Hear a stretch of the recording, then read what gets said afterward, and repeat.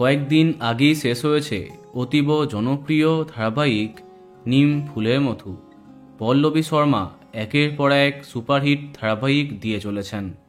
কে আপন কে পর ধারাবাহিকের পরে নিম ফুলের মধু তার জনপ্রিয়তা বজায় রেখেছে, কিন্তু এরপরে কি?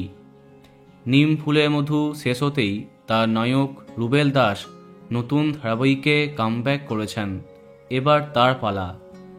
সম্প্রতি টেলিপাড়ায় তাকে নিয়ে বড় চর্চা।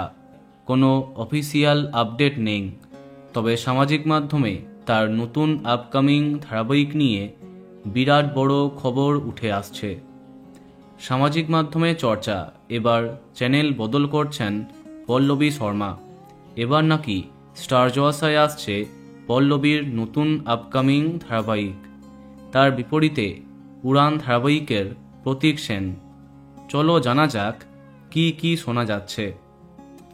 উড়ান এবং নিম ফুলের মধু শেষ হবার পরে প্রতীক এবং পল্লবীকে আপকামিং নতুন গল্পে ফেরাচ্ছে অর্গ্যানিক স্টুডিওস এবং জি9। এটা নাকি আসতে চলেছে স্টার জলসায়। বলা বাহুল্য, এমন দমদার নতুন জুটির আপকামিং ধারাবাহিকের সম্পর্কে জেনে এক্সাইটেড হয়ে গেছে অসংখ্য দর্শক, কিন্তু এখনো অবধি কোনো কিছু শিওর করে বলা যাচ্ছে না। দেখা যাক পরবর্তী আপডেট কি আসে। তবে যদি এটা সত্যি হয় তো তোমার কেমন লাগবে কমেন্টে জানাতে পারো। আর এই রকমই আরও অনেক ভিডিও পেতে সাবস্ক্রাইব কারেন্ট পজ। ধন্যবাদ।